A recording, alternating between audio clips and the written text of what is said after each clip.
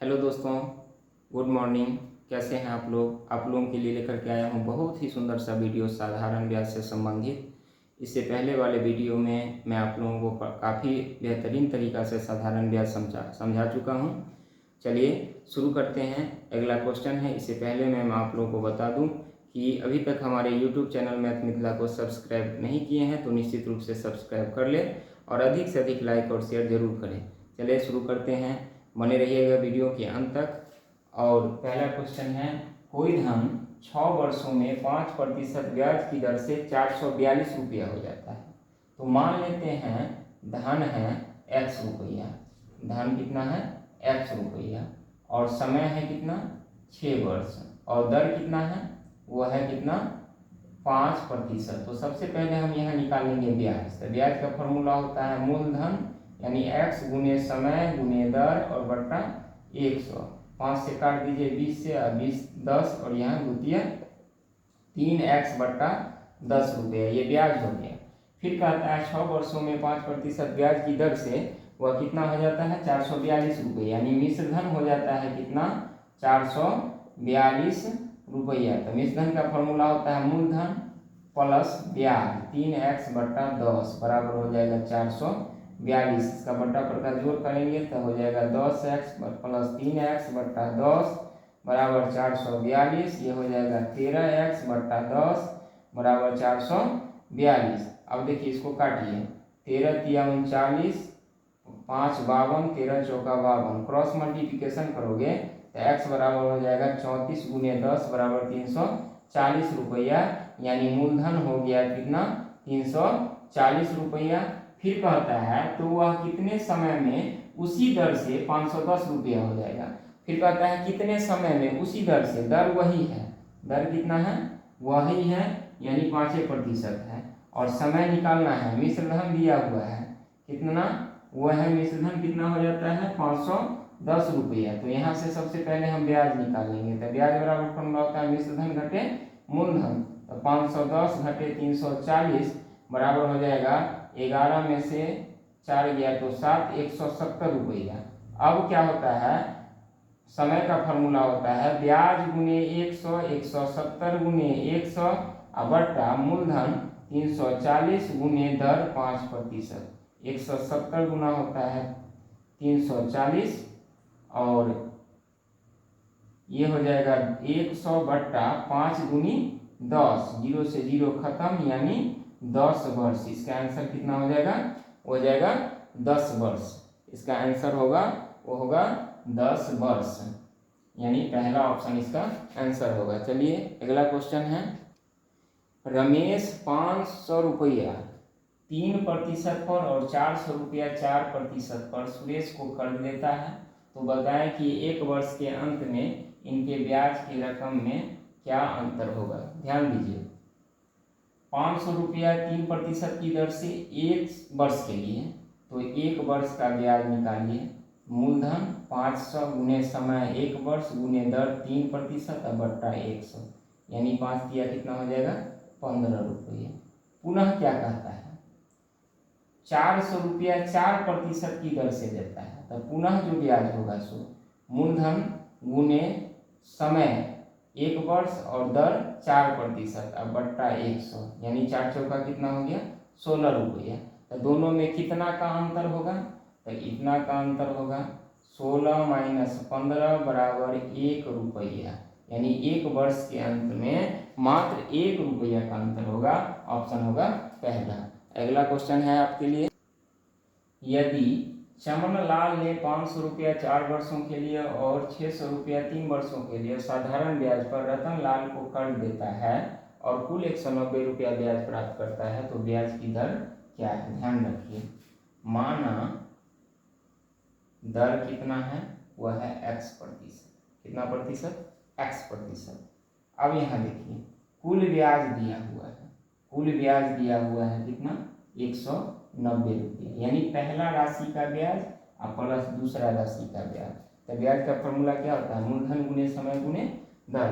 तो पहला मूलधन है 500 और गुने समय है 4 वर्ष और दर x और बट्टा 100, जो दूसरा मूलधन है 600 गुने समय है 3 वर्ष, दर है x% बट्टा में 100 बराबर 190।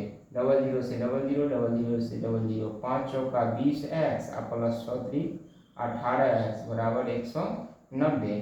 दोनों को जोड़ेंगे तो हो जाएगा 38x बराबर 190। अब देखिए इसको काटिए, 19 का 19 और 19 दूनी 38 और 2 से फिर काटिए, 2 पंचे 10, तो x बराबर हो गया 5%। कितना हो जाएगा 5%। तो कौन सा दर होगा, दूसरा ऑप्शन हो जाएगा, यानी 5% की दर से 500 रुपया 4 वर्ष के लिए और 600 रुपया 3 वर्ष के लिए साधारण ब्याज पर देगा, तो कुल 190 रुपया ब्याज होगा। अगला क्वेश्चन है सेम उसी तरह का क्वेश्चन है। सतपाल 750 रुपया 4% और 700 रुपया 5% वार्षिक ब्याज की दर से समान समय के लिए हरपाल को उधार देता है। तो यदि वह कुल 195 रुपया ब्याज पाता है तो सतपाल ने कितने समय के लिए हरपाल को राशि उधार दिया था। देखिए माना समय को हम मान लेते हैं, समय बराबर x वर्ष, कितने वर्ष के लिए दिया, x वर्ष के लिए। अब यहाँ देखिए कुल ब्याज कितना पाता है, वो पाता है 195 रुपया। समझिए अच्छा से, तो पहला राशि का ब्याज या दूसरा राशि का ब्याज दोनों जोड़ करके होगा 195 रुपया। तो पहला का ब्याज का फॉर्मूला मूलधन गुने समय, 750 गुने समय x गुने दर बट्टा 100 प्लस दूसरा का मूलधन 700 गुने समय गुने दर बट्टा फिर 100 बराबर हो जाएगा 195। देखिए 4 से काटिए, 25 चौका 100 और 25 दिया 75, 30 और डबल जीरो से डबल जीरो खत्म। ये हो जाएगा 30 को 1 से तो 30x और प्लस 7 पंचे 35x बराबर हो जाएगा 195। दोनों को जोड़ोगे तो कितना हो जाएगा 65x बराबर 195। इसको भाग दीजिए तब 65 दिया 195 होगा, यानी x बराबर हो गया 3 वर्ष। कौन सा ऑप्शन सही होगा, ये हो जाएगा चौथा ऑप्शन सही होगा। अगला क्वेश्चन है आपका 800 रुपया का 5% वार्षिक ब्याज की दर से कितने समय में वही साधारण ब्याज होगा जो 500 रुपया का 8 वर्षों में 4% वार्षिक ब्याज की दर से होगा। यानी दोनों का समान ब्याज होगा, लेकिन पहला का समय पता नहीं है, दूसरा का समय हमको पता है। अब देखिए तो मान लेते हैं, माना समय कितना है x वर्ष, तो पहला का जो ब्याज होगा वो दूसरा के ब्याज के बराबर है, यानी ब्याज बराबर पहला का मूलधन गुने समय गुने दर बट्टा 100 बराबर दूसरा का मूलधन कितना है 500 गुने 8 और गुने 4 बट्टा 100। यानी देखिए 8 पंचे कितना होगा 40x और ये हो जाएगा 5 8 40, 160 भाग दीजिएगा तो 4 से, यानी x बराबर हो गया 4 वर्ष। यानी 800 रुपया का 5% वार्षिक ब्याज की दर से 4 वर्ष का जो ब्याज होगा वह होगा 500 रुपया का 8 वर्षों में 4% ब्याज वार्षिक ब्याज की दर से। तो पहला कितना ऑप्शन हो जाएगा, वो हो जाएगा दूसरा, आंसर हो जाएगा 4 वर्ष। अगला क्वेश्चन है आपका, यदि 1600 रुपया के साधारण ब्याज और 2000 रुपया के साधारण ब्याज का अंतर 32 रुपया है और ब्याज के दर 4% वार्षिक हो तो समय मालूम कीजिए। माना समय कितना है, वो है x वर्ष, ध्यान दीजिए, और दर है दोनों में 4% और मूलधन अलग अलग है। तो पहला का ब्याज घटे दूसरा का ब्याज, और तब हो जाएगा कितना अंतर है 32 रुपया। तो जो अमाउंट ज़्यादा है उसका ब्याज ज़्यादा होगा। तो ध्यान रखिए, मूलधन गुने समय, तो समय है x वर्ष और गुने दर है कितना 4% बट्टा 100 माइनस 1600 मूलधन गुने समय x और गुने दर और बट्टा 100 और दोनों का अंतर है 32 रुपया।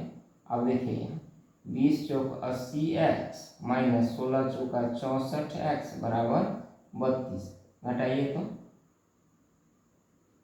10 में से 4 गया 6, 7 में से 1 गया तो 6 गया तो 1, x बराबर 32 काट दीजिए, 16 दूनी 32, x बराबर हो गया 2 वर्ष। यानी 2 वर्ष में 1600 रुपया का साधारण ब्याज और 2000 रुपया के साधारण ब्याज का अंतर 4% की दर से 32 रुपया होगा। तो कौन सा ऑप्शन सही होगा, पहला ऑप्शन सही होगा। अगला क्वेश्चन, 5% की दर से कितना रुपया उधार दिया जाए कि उसका 4 वर्षों में उतना ही ब्याज मिले जितना 1500 रुपया का 6% ब्याज की दर से 4 वर्षों में मिलता है।